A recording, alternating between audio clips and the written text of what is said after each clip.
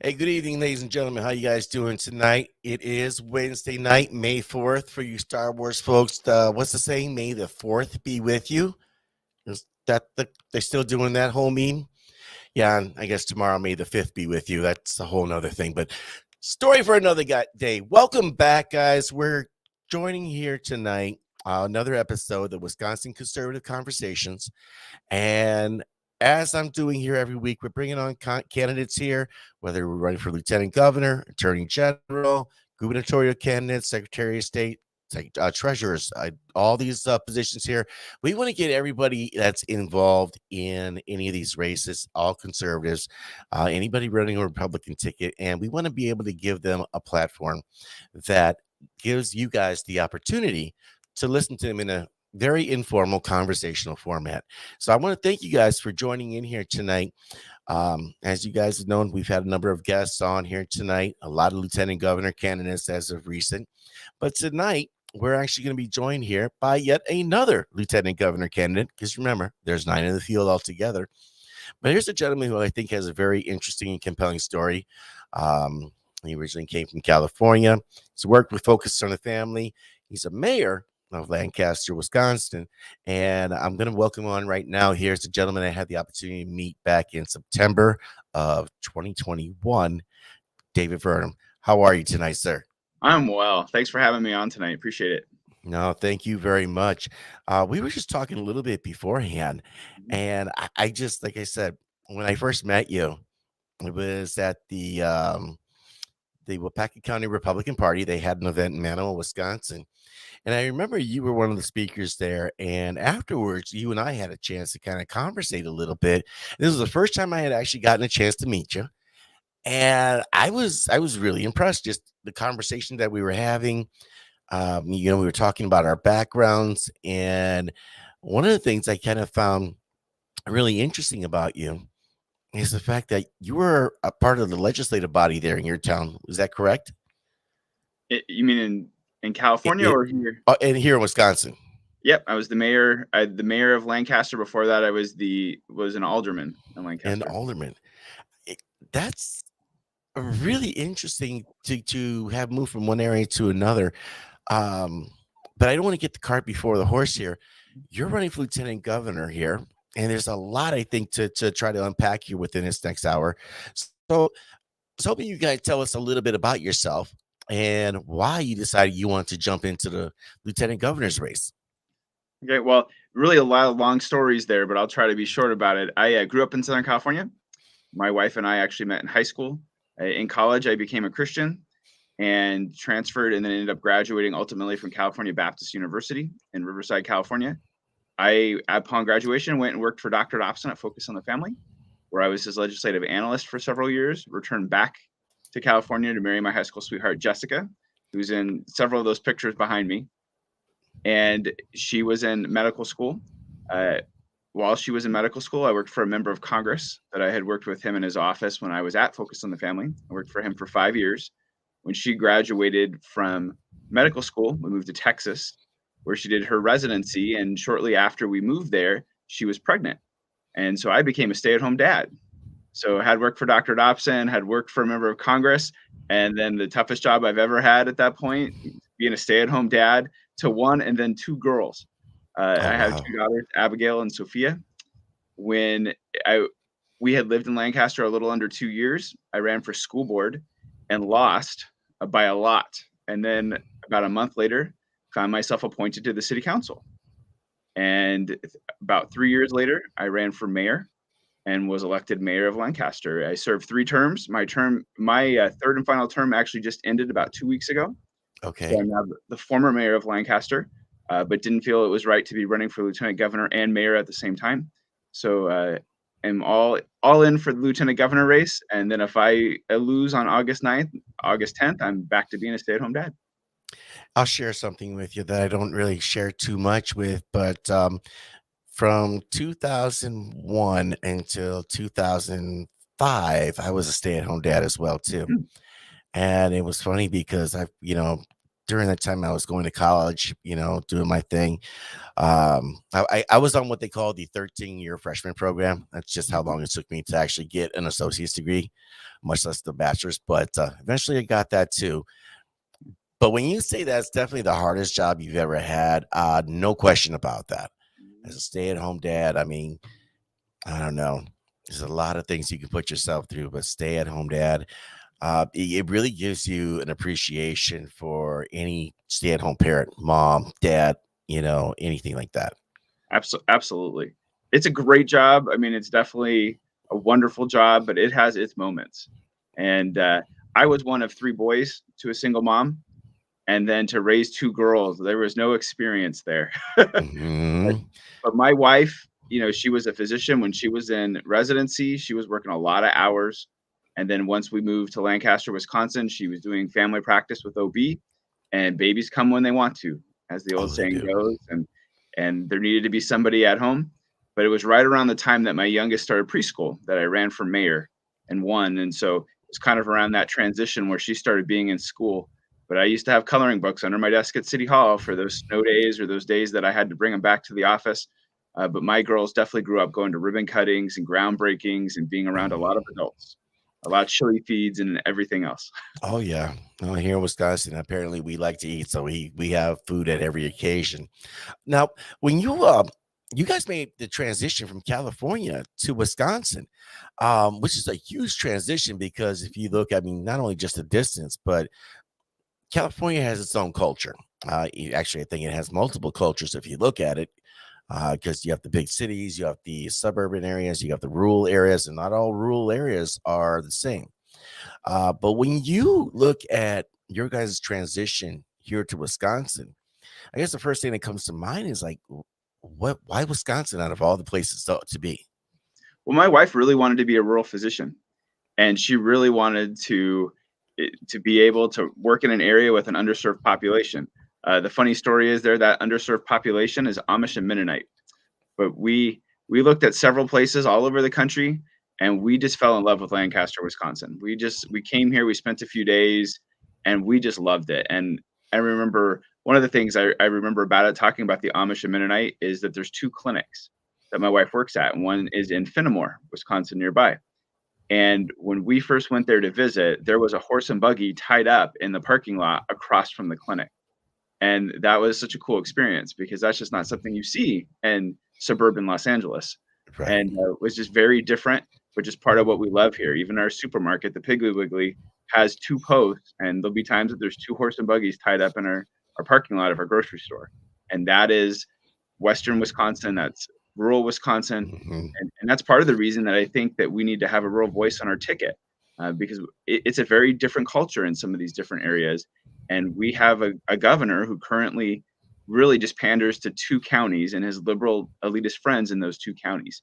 And I think we need to have a ticket not only that can talk about the issues that Tony Evers has caused our state, whether it's shutting down our mom and pop stores or taxes or rural roads, but also be able to talk to the voters in those regions Yep. about why we are the best option going forward. Because as Republicans, we win when we can talk about what we're going to do. And I think Mhm. having people from different parts of our state with different experiences is important. And I'll add, when I worked for that member of Congress in Southern California, I was a housing, water, and transportation aide to a member of Congress in suburban Los Angeles. And then now I've served 6 years as a rural mayor. Very different experiences, but a lot of those issues are the same. But I think on a ticket in an administration, this would help me a lot, those types of Yeah. experiences, that background, because it's very unique. Well, and it's interesting you said, and I always want to go to the Amish thing. We moved up here to central Wisconsin back in 2014. And one of the things that blew my mind was seeing exactly what you said, parking for Amish exclusively. Now driving around the area, you literally have to be mindful of semi trucks, other vehicles, pedestrians, and buggies. Mhm. Never thought I would see that. But you said something I think that is really important, and I really wish that more people would kind of understand this because I don't think enough people focus on the rural communities. I think there's a lot of this take it for granted mentality this idea that, well, they're just reliably red areas. We don't have to worry about that. And several months ago, there was an article that came out and it talked about how, say, where I'm at here in Washara County, Tony Evers was up here and he had, I forget what the gentleman's name, what his position was called, but basically they were trying to do rural outreach to Adams, Wapaka, Washara, and Marquette County to try to make inroads in other words, red areas. And I think the idea that, just sitting around servicing, Madison area, Metro Milwaukee area, Oshkosh, Green Bay area, the larger cities, I think there's huge missed opportunities here. So to your point, I think this is something where getting that perspective from somebody who knows the rural areas, who has an understanding of the people out here and the culture and what real agriculture and, manufacturing, everything, really boils down to, not just the cities itself. Yeah. And in Lancaster and in Grant County, so Lancaster is the county seat for Grant County. Grant County is very purple. And when it went for Donald Trump in 2016, it was the first time since the Reagan administration that a Republican had won Grant County. And we saw that up and down the western side of our state. There were several counties that happened in 2016. Why? Because Donald Trump was talking issues. He was talking about agriculture issues, trade issues, issues that mattered to conservative Democrats and independents who realized that the Democratic Party had left them, and they voted for Donald Trump because they liked what they heard. And so I think that we win when we're talking issues. We win when people realize what we're for and what the Democratic Party is for. We win. And I think that the best way to do that is have people in different parts of our state, because we know, for example, that our governor is going to come, our Republican governor nominee is going to come from the eastern side of the state. Right. But those issues are very different. I mean, rural broadband, I like to tell a story that there is a dairy farm nearby that every day from 5 to 6:30, because the bandwidth slows down so much, there is a family with their kids have to actually turn off their devices during that time so their parents can continue to upload the herd information on their dairy cows to the internet. I don't think that's an issue that Tony Evers and others in the administration really understand. Because if it was, why would they veto these broadband expansion bills and broadband bills that have come forward even recently? He vetoed a bill by Senator Markline to try to expand our broadband in rural areas. Those just are simply issues that they don't get because they're not living in those communities and having to make those decisions, like that family that has to choose between their kids' education and their livelihood. And it's unfortunate.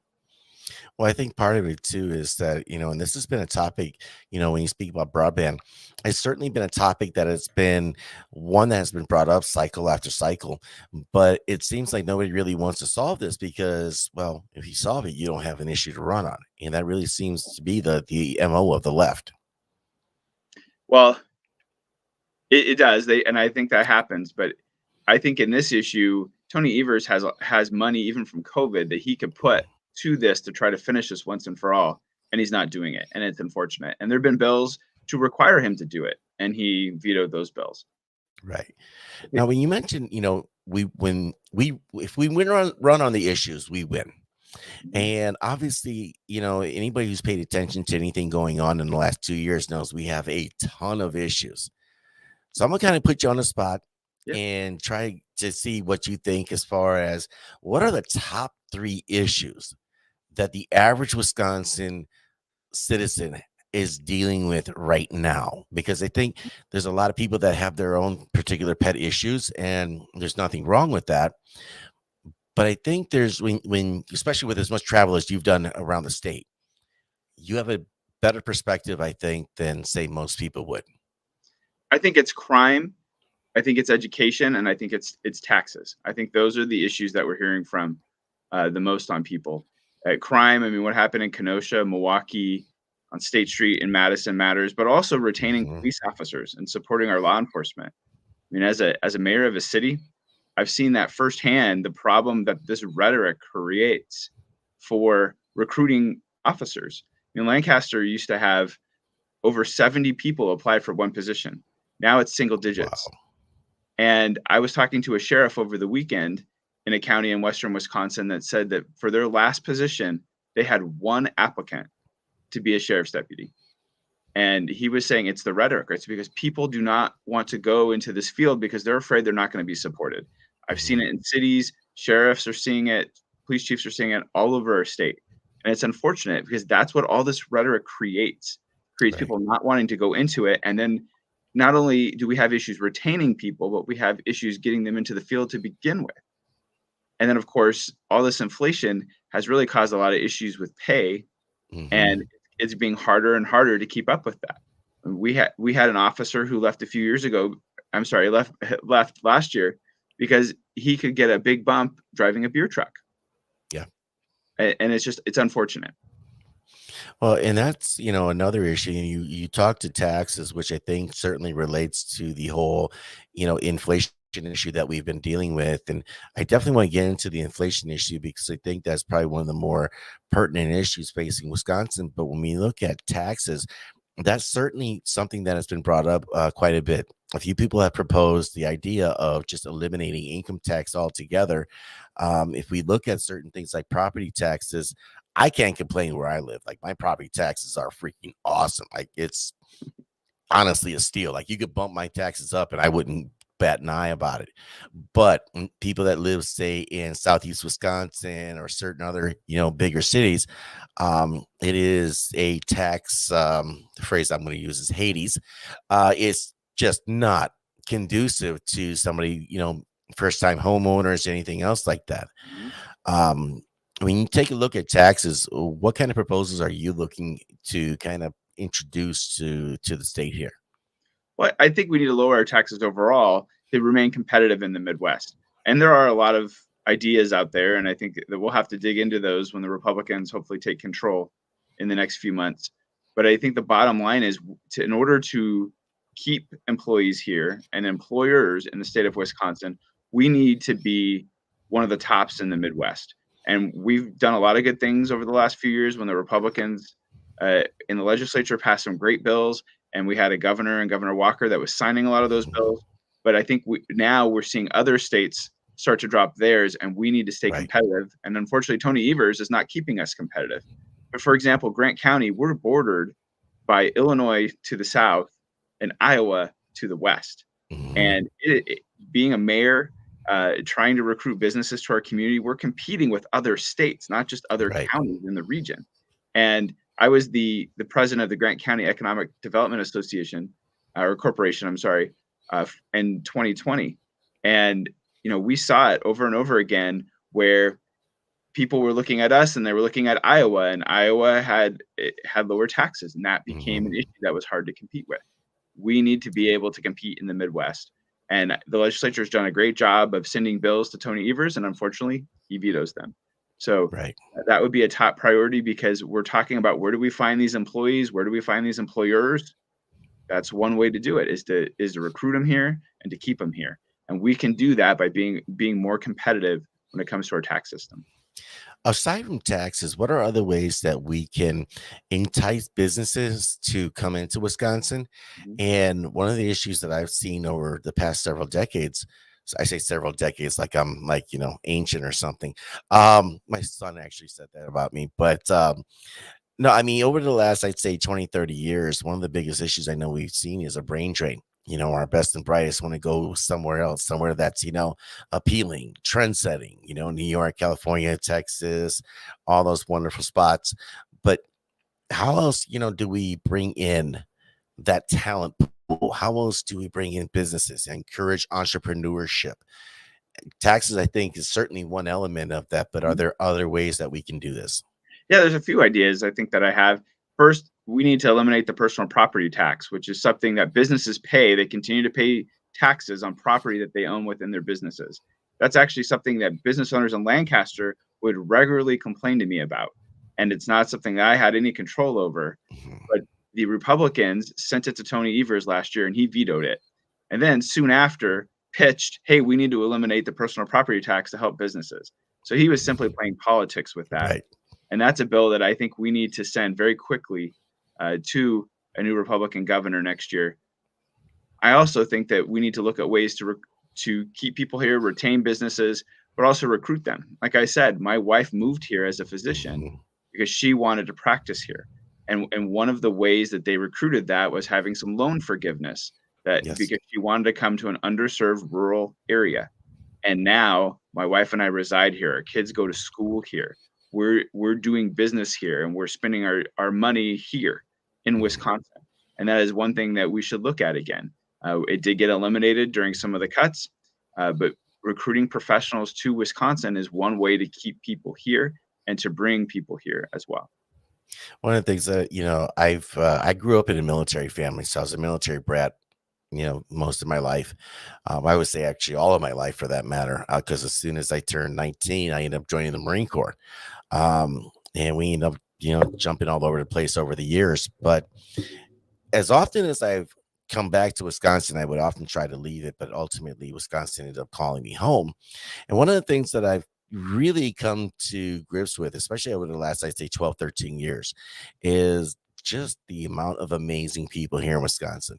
I mean, folks that would literally give you the shirt off their back, people that will, you know, they'll just say hi to you. I mean, go to Quick Trip and all of a sudden, and I say Quick Trip because everybody goes to them.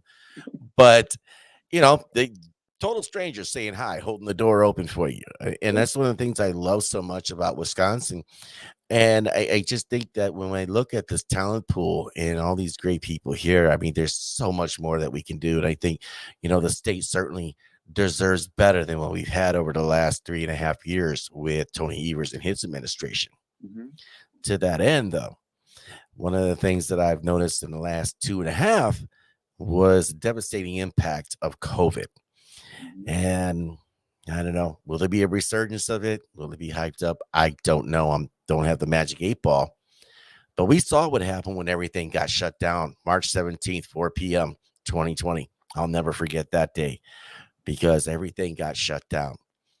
What are ways that we can, other than having a better governor, prevent something like that from ever happening again? Well, I think first of all, we had a governor that after 60 days wanted to continue to do these emergencies.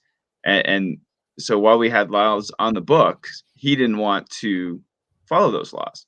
Right. And that's unfortunate because but we need to have leaders that respect the rules of our land. And I think that's step one. But we also need to I think we need to look at reforming some of these laws that allow, even though I'm a big believer in local control, we Mhm. saw local communities that drag that out for a very long time, Yes. nearly 2 years when it comes to, Dane County and their mask mandate, and that was too far. We need to have local control. We need to allow local communities to make the decisions for themselves. But we saw with what happened with COVID that we need to reform some of that and put some of those same time limits on local communities' ability to do that. As mayor of Lancaster, we had to follow what the governor said when he shut us down. But there were communities that went a lot further. For example, all of my executive orders said that the parks had to remain open, that nothing Mhm. in this order could be reflected to close our parks. Some communities shut down their parks. I thought that was too far. We Right. didn't pass any additional mask mandates on our communities, but many communities did, and it and continue to do it just month after month after month. And so I think we need to look at those types of limits. But the Mhm. bottom line, I think, is that it matters who's in control. You need to have leaders that are willing to make those tough decisions, but some would rather just keep everything closed instead of working across the aisle like Tony Evers could have done with Republicans who Mhm. wanted to meet with him, and when they did, he was even taping it. Right. I mean, it was just or somebody in that room was, and that's just not good leadership from Tony Evers and our governor. But I think that when Republicans get in control, if they're elected in November, I think we'll be looking at reforming some of those timeframes and making sure that we have a little more uniformity in what communities can do and for how long. But I think too, one of the things that we saw was in a lot of the rural communities, especially after the Supreme Court opened the state back up, it was May of 20 or toward the end, right before Memorial Day. But a lot of the local counties were either shutting down, implementing mandates, however they were doing it, but they were essentially unelected individuals that were doing these things. It's Mhm. not to say that we don't want to listen to your local health officials.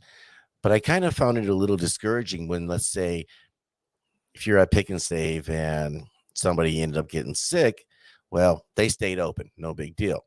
If a restaurant has a waiter or waitress that ended up getting ill, now all of a sudden they were forced to shut down for 10 days, losing all the operating costs and everything else that went along with that. How do you manage that authority like that while still make sure that the counties have their autonomy? Hmm. Well, and I think there was a lot of problems with that too, because what we found out, for example, is in a lot of these orders, it was the health departments that had to carry them out. In communities like Lancaster that are rural, we don't have our own health department. Mhm. And so we had to adhere to what the county was saying. And so in our situation, it was the county going through Lancaster to make sure that these places were complying. And that's not uniform because you had different health departments saying and doing different things. So we do need to look at reforming that, changing that, putting some timelines on that, a little more limits on that. But I also want to add that, as I mentioned earlier, being in the southwest corner, we had two states neighboring us that also had different rules. Mhm. And so you had Tony Evers and his and the health department at the state level saying, well, you can do this and you can't do that. And then just a few miles away, we have other states doing completely different things. And there were people leaving Grant County to go to Iowa because they were open when we were closed. Right. And it not only did it hurt our stores locally that they couldn't be open, but you could go just a few miles away and they were. And so you could go to a restaurant or you could go across and find a place to go to a bar. And you couldn't get that here locally because Tony Evers was trying to treat us like he was treating bigger, more metropolitan areas that were much Right. more into the middle of the state. Well, I kind of saw something like that over here too, because during the shutdowns, um, in my county, Washara County, I mean, they were still, saying, "Hey, distance, reduce your size, wear a mask, don't wear a mask." It was like really kind of interesting because when you take a look at what happened in Milwaukee area, Chicagoland area, it was very draconian, and we saw this huge influx of people from Southeast Wisconsin, Northern Illinois coming up here, and what was normally a boom of 5x actually went, I would say we went 10 times our normal population for those summer months. Mhm. And again, all that money, which is great for us in one Mhm. sense, but it really hurt those areas, which that those spending dollars really mean something to that, especially during Mhm. the summer months. Because here in Wisconsin, we only have so much sunlight. So, Yeah, and Grant County has a lot of tourism industry to it, and we saw the mhm, same thing later in the summer. We saw a lot of people coming up from Chicago, which is only 3.5 hours away, right. and, because we in Grant County have the rolling hills and the bluffs and rivers, Mississippi, Wisconsin. It's a lot of outdoor recreation, and that was what a lot of people were looking to do. Hmm. Well, and I think at that time, anything outside and being around somebody was just gold. Um, Obviously, there's a bigger story in the news right now, though. I mean, we don't want to dismiss anything COVID related because obviously COVID's real. People were affected by it. The shutdowns were very impactful. But right now, there's another hot button issue out there. There was a leaked brief there from Supreme Court Justice Samuel Alito, and it was the first draft edition of what could essentially overturn Roe v. Wade. Abortion seems to be that one topic that you're either 100% this way or you're 100% that way. Um, my take is a little more nuanced, but when we look at some states that have these trigger laws already set up, either they're just going to full blown outlaw it or full blown legalize it. How do you see, as a lieutenant governor, where do you see, I guess, how would you try to direct this and give guidance to the governor when we look at this particular issue if it goes back to a states' right issue? Hmm. Because Roe v. Wade at bottom line doesn't legalize or illegalize abortion. It made it a federal issue Right. where it should have been a states' right issue. And in Wisconsin, we have language that would ban it. And I'm pro-life. It's one of my most important issues to me. If you've heard me speak in person, you hear me talk about issue number one for me is more protections for the unborn. And I'm proud to be endorsed in this race by Wisconsin Right to Life, Pro-Life Wisconsin, and Wisconsin Family Action, as well Mhm. as Dr. Dobson, who I worked with at Focus on the Family. I'm Yes. actually the only statewide candidate currently for any office, any statewide office endorsed by both Pro-Life Wisconsin and Wisconsin Right to Life. So very important issue to me. I was happy to see that the court might be leaning this way. But then my other thought immediately was somebody has put the safety of those 5 justices that might be in the majority in danger. Yep. And what would be the purpose of that? It's very much a concerning thought to think what would be the motivation to put that out there. Are they trying to bully those 5? Are they hoping that something will happen to one of those 5 before the decision is rendered? I don't know, but it's sad and it's a little scary that they would do that. But we'll see what happens. Normally, that kind of decision would happen much more in mid to late summer, and I Right. wonder now if we'll see that decision come a lot sooner. And if that happens, I'll be very excited if that's the outcome, that we'll be able to just have our law here in Wisconsin go into effect. But also, we'll be talking about that issue for the months leading up to the election as well. And I Mhm. also wondered if there was some political motivation there to try to make this a last-ditch effort with Democrats doing so poorly in the polls to try to make this the one issue that we're discussing. But I have a lot of experience and a lot of background in this issue, and would be more than happy to talk about it from now until November, Oh yeah. because it goes beyond just abortion. In our state, it's trying to eliminate Planned Parenthood funding. It's Mhm. it's banning the sale of baby body parts. It goes beyond just the simple Roe versus Wade decision and what it means to be pro-life or pro-choice. There's a lot of other things here in the state that we can look at. Right. Well, one of the things that, when you look at this particular issue, like I said earlier, Roe v. Wade was just bad law because, I mean, nowhere in the Constitution does it say anything about, this idea that you can go ahead and terminate a pregnancy. They really brought this about by mixing several different rights together within the Constitution, several amendments from the 14th, the 4th, the 5th, I think the 5th, going into the ninth as well. The problem that I think that some people will give pushback on, and when I say some people, I'm talking the more pragmatic persons, versus say just outright banning it. Is this a case of the genie's out of the bottle? In that I mean, I'm old enough to remember when the mantra was safe, legal, and rare.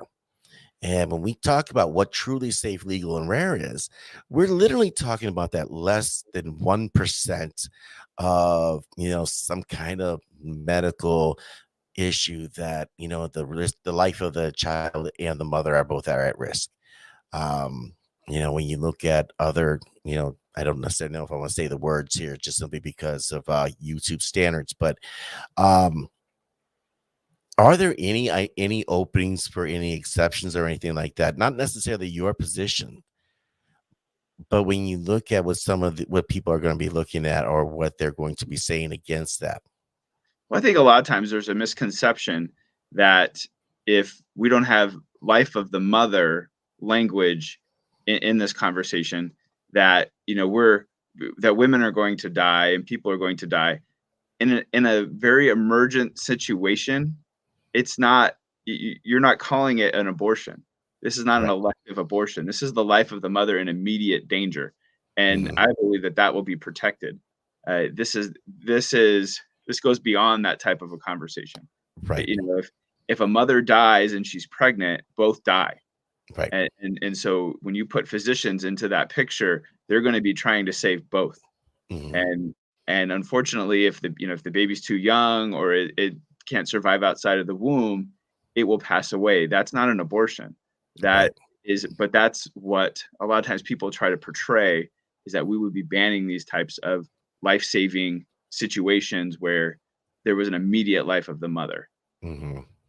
Well, and I think, when I saw yesterday and the day before, there's a lot of protesters out, especially out in the California area, where some of these people, they just went nuts. You have 15-year-olds out here protesting, and it's like, I'm scared. It's like, what are you scared about? Like, I, I, I, I guess I can't wrap my head around that because I guess to me, don't put yourself in a compromising position. You have the freedom to do certain things, but you also, with that freedom, and I do so love my freedom, but there's consequences with every action that you take. Mhm. Now, one of the arguments for people that will be more on the pro-choice side is, well, there's not enough people wanting to adopt or foster care or anything else like that. You don't want these kids in the system, then they'll push their agenda. What would be the response to something like that? Well, we need to have a culture of life in this state, and I think we need to respect human dignity and human life. And I think as we do that, it goes beyond just the early, a baby and the abortion debate. I think it's human dignity through their entire life. And I Mhm. think a lot of times you hear kind of that straw man argument that Republicans only care about the baby, they don't care beyond that. And that's just not the case. Right. Republicans for years and Democrats as well have supported legislation that expands adoption, that expands foster care systems and tries to provide more. And you just don't hear that. It's very much a straw man argument of Republicans don't care, but nobody wants to talk about all the funding that has gone into these programs over the last few Mhm. years. Well, I think it is like you said, it's a straw man argument, and it's one where oftentimes that side will put the most extreme case into the forefront to make it seem like this is the issue with every single person that comes across here.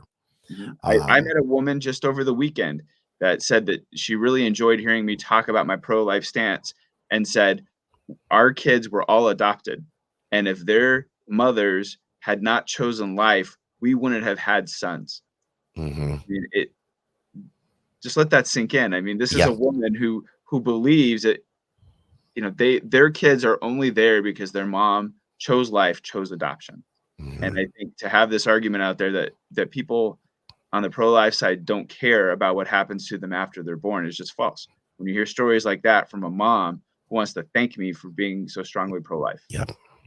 One of the things that comes to mind to me quite a bit when we see a lot of reckless behavior, especially from younger people, but also from older folks.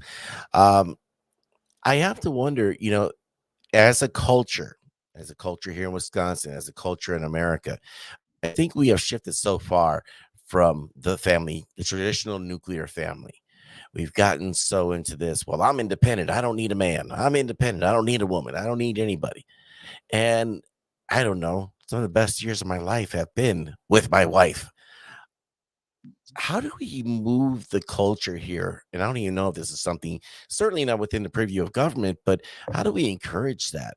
Because I think when we start talking about when does life begin, the respect and responsibility of life, we have to also look at how do we encourage the family unit to be a stronger family because the family is literally the foundation of a nation state. Yeah.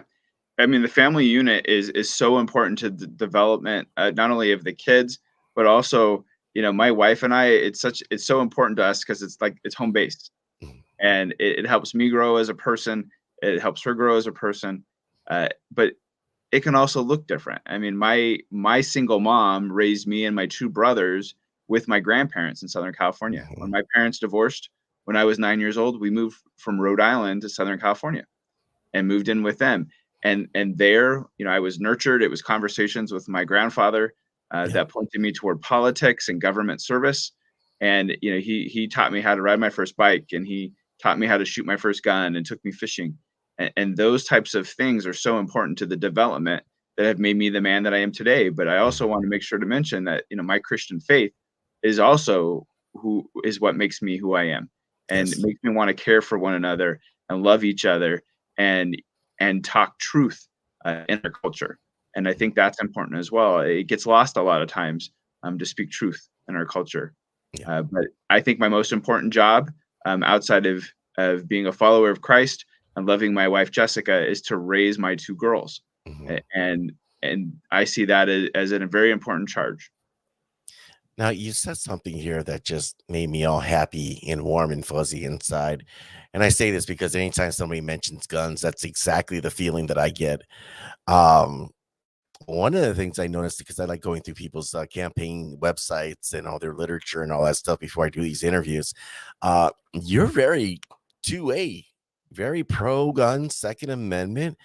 Um, and one of the hot button topics we're hearing right now is the concept of constitutional carry.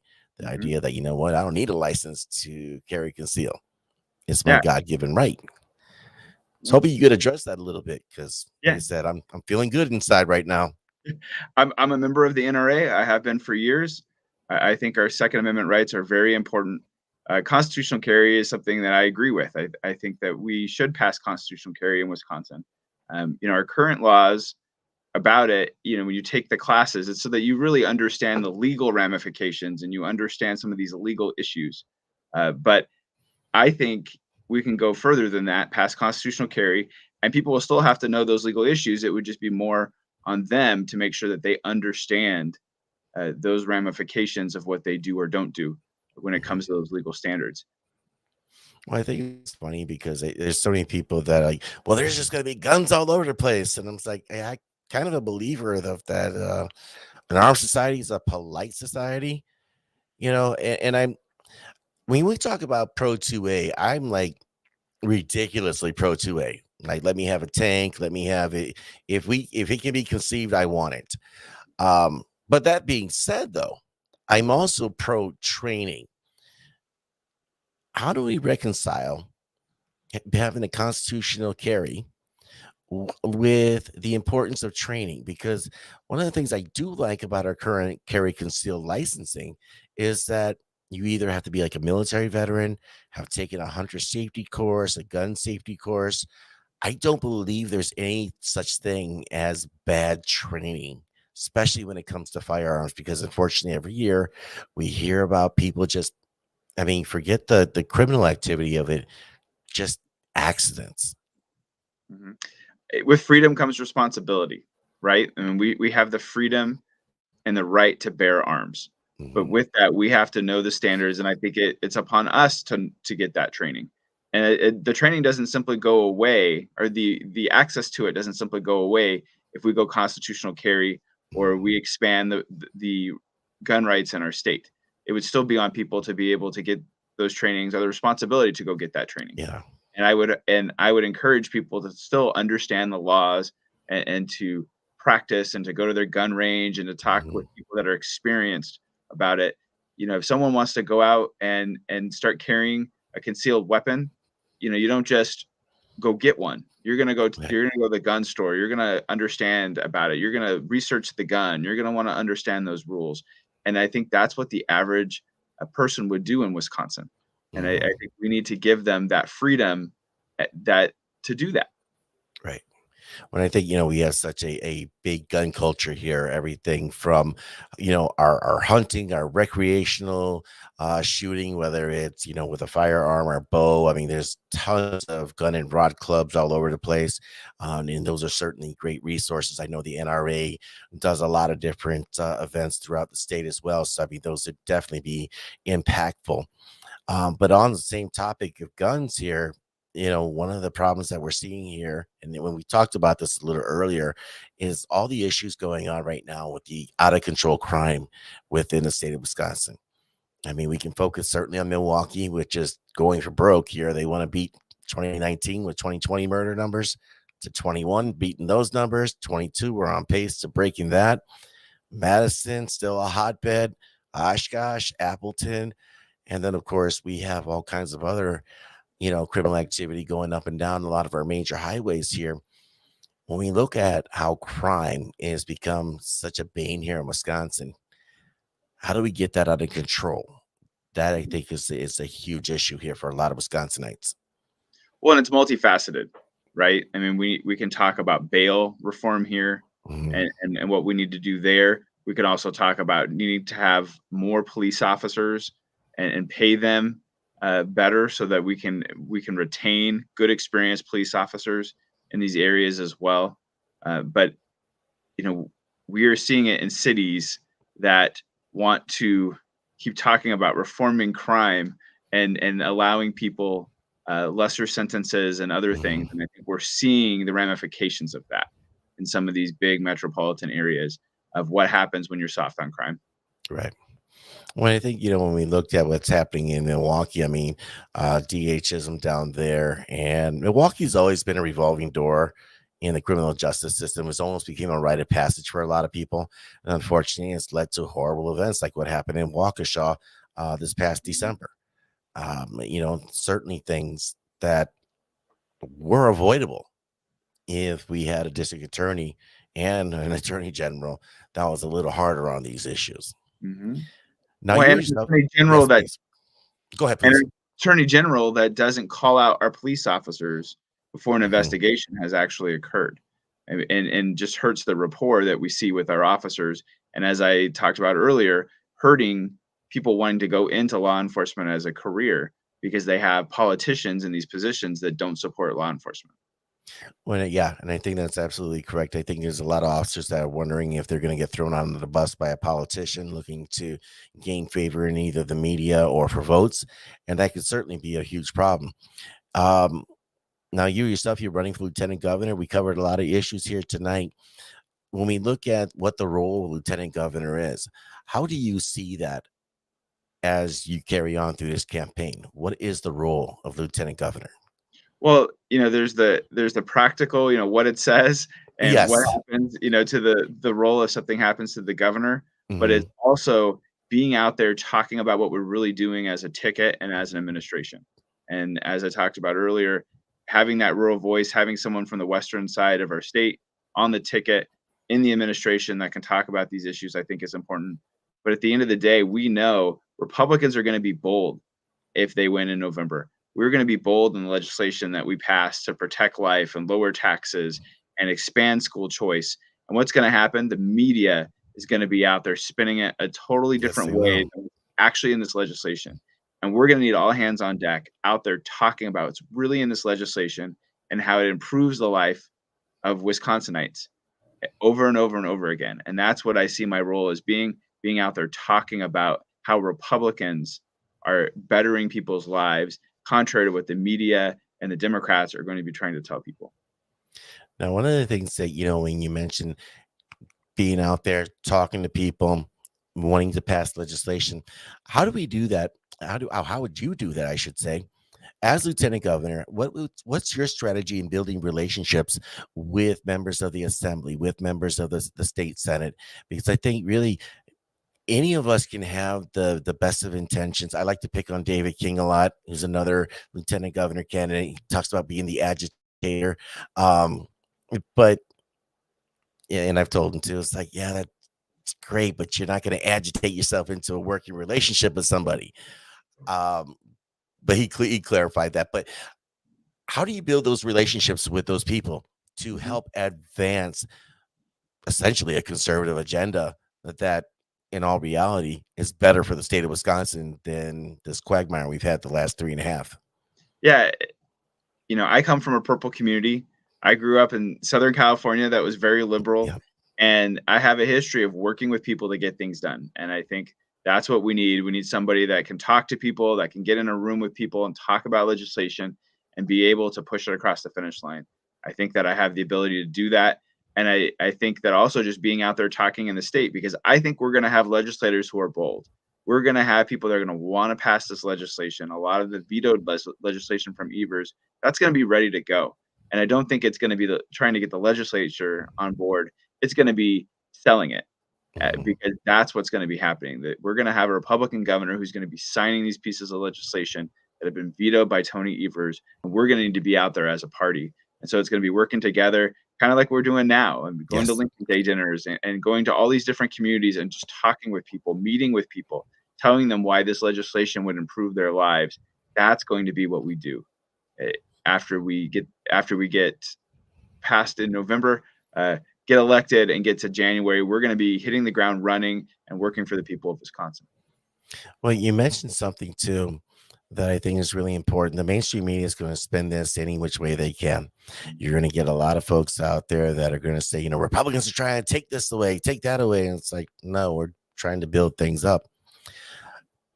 One of the criticisms I've often heard, and I've even made this allegation, that certain people try to do things uh, try to garner the favor of the media, a media that's never going to like them. How do you think that we, as a conservative movement, can circumvent the mainstream media? I have my thoughts, but I would love to hear yours. I think just talking about what we stand for is important. I mean, I come from an area that splits tickets all the time. Mhm. Why do they ticket split? because they know the person or they heard the person or that made sense or that person comes to our community. I think that's how we spread this message is we just go and talk. I mean, in Lancaster in the 2012 election, our Republican state representative got about 1,100 votes. And then we had Ron Kine, the liberal congressman from Western Wisconsin, got about 1,000. President Obama got about 950. And I believe the number for Tommy Thompson was 838 in our city, three more than Tammy Baldwin. I mean, why do people vote that way? Because they think they know that person or they trust that person Right. and they're hearing from that person. So whether it's Lincoln Day dinners or Chamber of Commerce meetings, we need to be traveling the state and talking about the legislation because people in these rural communities, that's how they've been voting for years. It's based on who they know, what they're hearing directly from those people. And I think instead of just relying on the media to spread our message, we need to be in these communities throughout our state. And I think that's the mindset that I bring to the ticket. Well, I think not only do we need to, have, everybody running for office to be going to these communities, but I think by having our own conservative media outlets, obviously there's mine here. You got Wisconsin Right Now. You got the Wisconsin Conservative Digest. To another extent, you got several other. We got Badger State Resistance and a few others here that are trying to create this newer media apparatus so that we can actually get the information because not everybody gets the chance to go to Lincoln dinners and everything else. I know we got convention coming up, which I'm excited to go for. Um, but I think that in any way, if we can help, that's definitely what we want to do. Well, and that's why I'm on here tonight, right? To answer your questions so that your listenership, viewership can hear and see me and hear what I'm about and not Yep. just be reading it in a newspaper or catching, a one paragraph blip in an Mhm. article somewhere. It's to hear me talk for a long time about what I stand for, what I believe, and why I will improve their lives. You mean actually have a humanizing conversation and not a 30-second blip on a YouTube ad or something? Oh, Yeah. no. Who would have thought? But we're going to close this out here, and I'm going to let you take the screen here, and I'm going to give you the next couple minutes because oftentimes, like I tell people, when I ask them on, I'm like, here's my elevator pitch. And I tell them all about it. But when you guys are running for lieutenant governor, I know there's been some places where you've been able to speak 10, 15 minutes. You drive like 3 hours one way for that, or as little as 90 seconds. I want to give you here the next 2, 3 minutes to kind of just put it all out there. You're running for lieutenant governor. I think it takes a lot, to put yourself out into the spotlight. So I'm going to pull myself off and I'm going to let you have at it. And go ahead, sir, please. Thank you, sir. I really appreciate you having me on tonight, and I appreciate everybody that's tuning in to hear about me. But I am a pro life, pro Second Amendment, pro law enforcement conservative who thinks that we need to be bold on protecting the unborn, on lowering taxes in our state, on school choice, and on protecting and supporting our rural communities because we just don't have an administration that is doing any of those things right now, and we need a change. I'm someone who's worked for Dr. Dobson at Focus on the Family, who's worked as a congressional aide, served 3 terms as a mayor in rural Wisconsin during COVID of all times. And I think that I have a record that shows that I will be bold and that I will do what I say I'm going to do.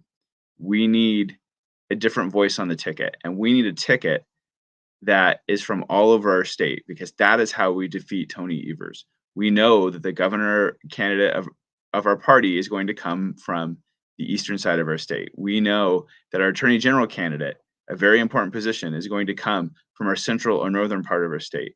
I think we need a lieutenant governor from the western side of our state. And I think someone who served during COVID that can talk about how Tony Evers shut down our mom and pop stores, shut down our communities, that has been bold on taxes. I was the first mayor in more than 20 years to use the veto in Lancaster. And I did it several times to keep our taxes and our utility fees low in our community. We have the lowest property tax of any city in Grant County. And I did that by threatening the veto and using the veto to keep it low. I also think that we need to have a rural voice on our ticket because, as I said earlier, we win in our state when we're talking issues, and if we're out having about our communities or our rural communities, we win. It's that simple. We need to be talking about issues. I have a background that can talk about those issues, and background that shows my heart for these issues when it comes to pro-life and lowering taxes and our rural communities. And I think that you, especially on the life issue, on abortion, having worked with Dr. Dobson, being endorsed by Pro-Life Wisconsin, Wisconsin Right to Life, Wisconsin Family Action, you can hear this is a heart issue for me when it comes to the life issue. And we need people that don't just put the line on their card or on their ads, but actually has a history and a heart for protecting life. That is outstanding, sir. That is outstanding. Well, let me thank you for joining in here in tonight's broadcast. It's something I've been wanting to do with you for some time, and I'm very, very happy that we've had the chance to do this. Like I said, the first time I met you, very impressed with who you were, your knowledge, and everything else. So to be able to help bring this out and put your message out there, it's been my pleasure, my honor. And if you ever need to come back on, please let me know.